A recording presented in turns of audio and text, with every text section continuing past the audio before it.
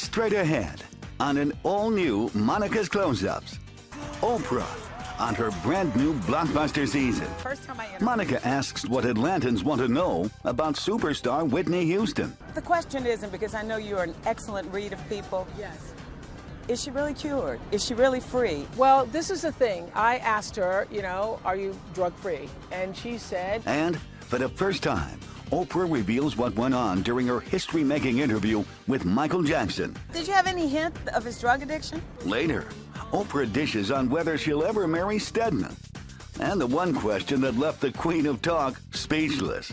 It's all coming up now on Monica's Close-Ups. Welcome to Close-Ups. I'm Monica Pearson. Oprah Winfrey is the reigning queen of daytime television. As she approaches nearly 25 years on the air, we talked about her life, her longtime love, and her phenomenal career. Hello, Chicago!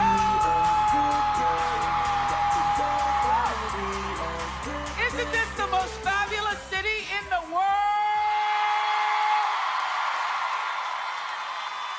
Only as she can, Oprah Winfrey kicked off her 24th season with an outrageously big block party.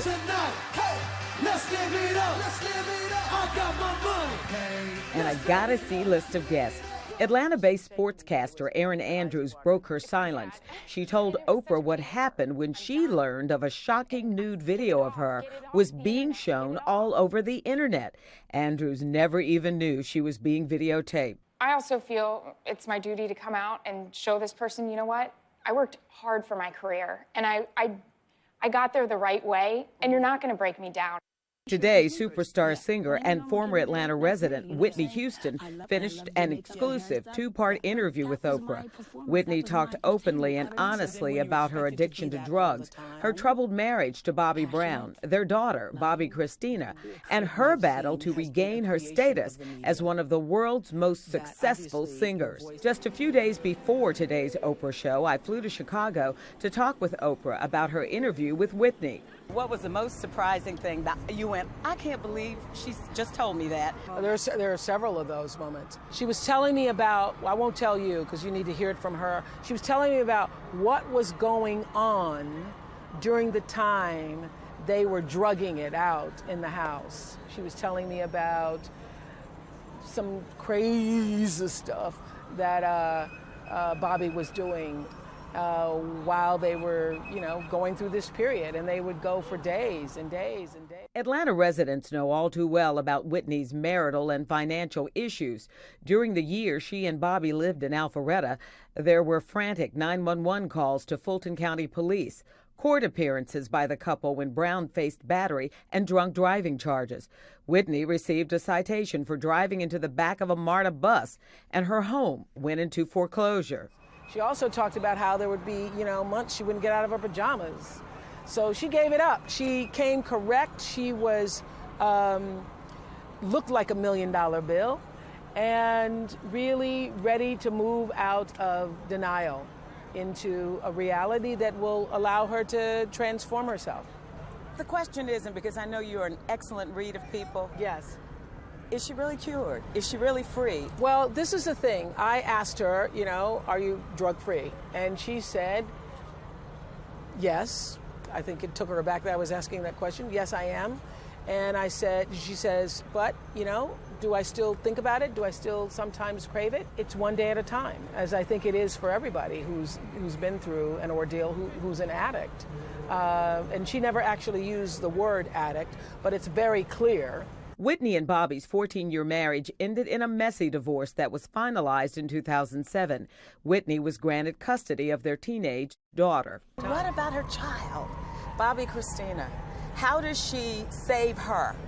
Well, part of the time, as you will hear in the interview, things got so bad she had to send Bobby Christina away to live with other people because she realized that she couldn't have her child up in that. And so for a long period, Bobby Christina wasn't even there because it was pretty bad. Got pretty bad. This is the thing that I got when I was interviewing her, that it wasn't the drugs that she was addicted to as much as she was addicted to him. Oh, yeah. And I know there are a lot of women who identify with that. Every woman.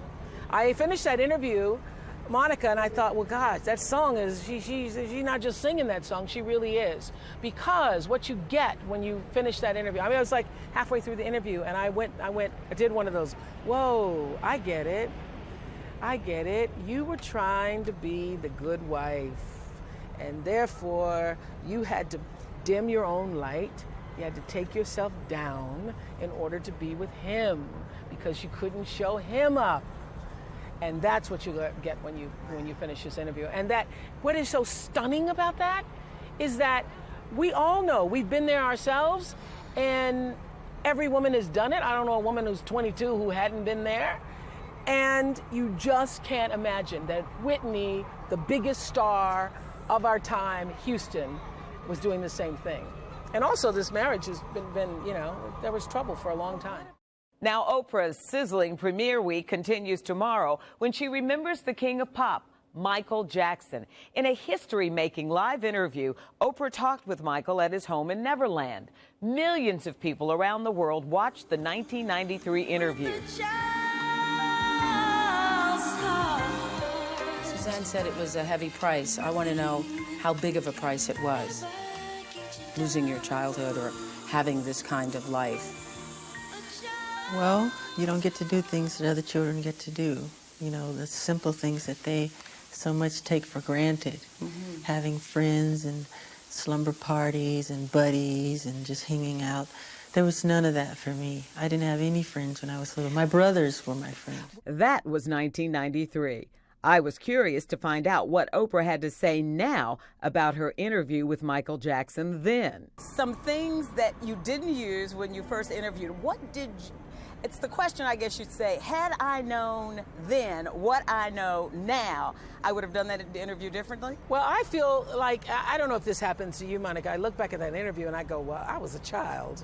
You know, I was such a child. First of all, my voice feels like it's like up here somewhere. Like, you know, where's my voice? And I was very nervous, the most nervous I've ever been for any interview in my entire career, because I suddenly realized 5 minutes before we went on the air that the interview was going to be live around the world, that this wasn't just hype and promotion, that now I have to really do that. My interview style has always been just sit down and try to have a conversation. I didn't have a question prepared other than, okay, I guess I'll ask him that, and then that'll be in my head. And I suddenly thought, what if he didn't come to party? What if he decides, I don't know, Oprah, I just started, and my knees started shaking. So my first question to him, asking him, are you nervous? I asked that question because I was so nervous. And because I was just thinking, oh, God, now what do I do? What do I say? And when he said he wasn't nervous, that kind of calmed me, because I thought, well, if he's not nervous and I'm the one asking the question, okay, I think I'm going to be all right. Also during the interview, Jackson showed Oprah his famous moonwalk dance. It's pushing, and then there's it's mainly like a popping type of thing. Now, there were some very emotional moments as Jackson answered claims he bleached his skin. I have a skin disorder that destroys the pigmentation of the skin. It's something that I cannot help, okay? But when people make up stories that I don't want to be who I am, it hurts me. And he told Oprah about his love of Neverland. You are fulfilling all of those You fantasies. compensate, yes. Really? Yes, it's very true. Do you think you can ever really recapture it, though? Does it feel the same? I mean, I don't know. It's more fun. I Is it wouldn't really? change the past if I had to. Would not. I'm enjoying myself. Did you have any hint of his drug addiction? Oh, absolutely not. You know, 1993, that's when the whole Wacko Jacko thing was coming out, and he was sleeping in the chamber, and, you know, his skin color which just changed. And we're trying to figure out what is going on with him, and he's the biggest star in the world. So it really was about his fame and all of this attention he was getting for doing weird things. There was not yet an allegation. Several months after I did that interview, allegations came out about, you know, child abuse. So obviously, probably wouldn't have done the interview. He wouldn't have done the interview, or it would have been a very different interview. It was when Michael Jackson was still, you know, held the age of innocence for our culture. So why did you decide to run that interview now? I decided to run the interview now because my producer said, you ought to run that interview now. That's why I decided to run the interview. They said, because I can honestly tell you, I was I had taken all of Harpo and their families on this big cruise in the Mediterranean when we heard of Michael Jackson's death. Gail, as is always the case, was calling me for, you should turn on the news. Something's happened to Michael Jackson. I didn't even think about that interview at the time. And I heard that somebody said, they're running an interview with you and Michael Jackson on YouTube. I thought, oh yeah, that's right. I did that interview with him in '93. And the reason why I just had completely put that, banished it from my mind, Michael and I had a handshake agreement. Hi! Michael and I had a handshake agreement that we would never run the interview again without his permission or my permission. We had a 50-50 deal. And so I never thought about it because I thought that interview was never going to happen. You can see the entire Oprah show on Michael Jackson tomorrow at 4, right here on Channel 2. There's much more with Oprah. Next on Monica's Close-Ups.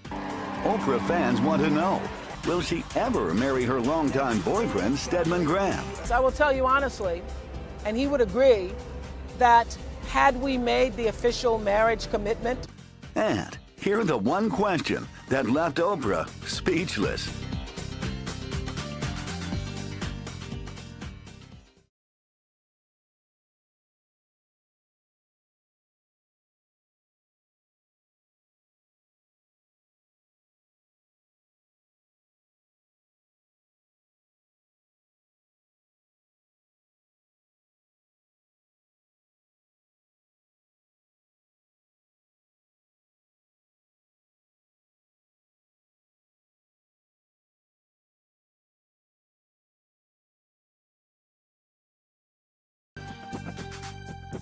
Welcome back to Close-Ups. Before I continue my conversation with Oprah, I want to let you in on a little pre-interview ritual that she and I go through. Back in 1975, Oprah and I were among the candidates vying for the anchor job here at WSB. Well, as you all know, I got the position, but Oprah never fails to remind me that I took the job she always wanted. Don't believe me? See for yourself. Do you realize that when you started this show, I came up and interviewed you? You remember that? First interview I ever did with you. Remember I told you that I'd seen that you... Oh, we're ready. That I was going to take, that I wanted that job? And there was this great picture of you. Was it what magazine? Glamour magazine. I remember the shot. With my little cocker skin. Yes. I love reminiscing with Oprah. But there's one more thing about this interview. I've had the pleasure of interviewing hundreds of famous people, but this was the first time I've ever interviewed anyone from the top of a double-decker bus. Yes, a double-decker bus. This idea came from Oprah's staff. Now we continue my conversation with the talk show legend. I'm Oprah Winfrey, and welcome to the very first National Oprah Winfrey Show! It might be hard to believe that it's been more than 2 decades since Oprah first appeared on national television. No topic was taboo for her. How do you decide to become a nudist? I mean, what happens in your life that just one day you want to take off your clothes? I don't know for everyone, but for me, we found out about it by mistake. A friend of mine told me. Or too controversial. I didn't need some damn pablum puking dame to tell me how to do it. $150, and now I'm making $13 an hour. Oprah instantly connected with viewers. Their pain often mirrored her own. Were you sexually abused by a member of your family? My father. So this is your father's child? Mm-hmm. Yes. It happened very frequently, as with Lori also, practically every day when my mother would go to work. One of the most horrible experiences that I can remember was... Take your time. We're going to take a break. Today, Oprah is an international superstar and one of the richest women in the United States. In addition to her television show, Oprah's media empire includes her own magazine, movies, and soon you'll be able to see Oprah 24 hours a day on the Oprah Winfrey Network. When I was here 24 years ago, first time I interviewed you, 2 things stood out from that interview, and we actually brought it with us. One was, I asked you what was your goal. You have no power over me or my life. You only have power over yours, which is really the reason why I do this show, too, because I want people to understand that you are responsible for your life, whether you are transsexual, whether you're a divorcee, whether you're terminally ill, whether you are possessed by the devil or trying to get the devil out of you, you have control over your life. And it is only when you recognize that and are willing to be responsible for your life that you can truly soar. And I believe that it's possible in our lifetime to fly if you want to. Wow, did I say that? Yes. Oh my, I think I've done that. I think I've done that. It's amazing. And so what is the goal now? The goal is to keep kicking it up a notch. You know, my prayer for myself is constantly to be able to fulfill the power of my creation, you know, to honor the reason why I came, the reason why I was sent here. That is my constant prayer for myself. So I don't know where that's going to take me. When I left Baltimore and came to Chicago, I remember saying, I don't know what the future holds, but I know who holds the future. And I certainly feel the same way. I feel like I am held in the embrace of God's love. And that is what, you know, stimulates me and carries me and really has kept me grounded. One more thought from the past. Yeah. That day, you took me to a school where you were speaking. You were going to do an event, and you were excited about Stedman. Was I? Yes! And you even said to me, wow, I can remember so plainly. I said, oh, well, why don't you just marry him? I think that marriage is such an incredible commitment to make. You got to know what you're doing. And because I've done talk shows for so long, I know the mistakes that other people have made. And so I would want to know that it's absolutely, positively it. So I'm not ready for this whole commitment. 4 years. Lady, don't you think that's pretty much a commitment? I do think this, I will tell you honestly, and he would agree, that had we made the official marriage commitment, which we were thinking about doing at some time, we wouldn't still be together. We wouldn't. The reason why this relationship works is because we get to define it on our own terms. And he is as excited and proud and happy for me to be out in the world doing what I'm doing as I am for him. He has his own thing. As you will see in this Whitney interview, I thought about this when Whitney said, you know, Bobby started following her around during Bodyguard. And that is a mistake that Stedman and I did not make. From the very beginning, he said, I want my own life. Your life is not my life. This isn't mine. This is yours. I have to create my own. And that is why this relationship has worked. I think it would be very different if we were in a, quote, traditional relationship where I was expected to be a wife and every now and then cook a meal, you know? I have to show up sometime and cook a meal. But now we get to define it, and it works for us. You have literally lived the dreams of generations. But what has it cost you? We know what it's given you, but what has it cost you? I have to answer that another day because that's such a darn good question. That is such a darn good question. I can't answer it on the fly. I really can't. That's a question as good of a question as years ago, I was asked a question by Gene Siskel about what do you know for sure at the end of an interview. And I was like, I don't know. And 2 days later, I called him, and he's like, interview's over. I don't care what you know. But I'll call you 2 days from now and tell you what it has cost me, okay? Okay. Okay. I'm still waiting to hear from Oprah.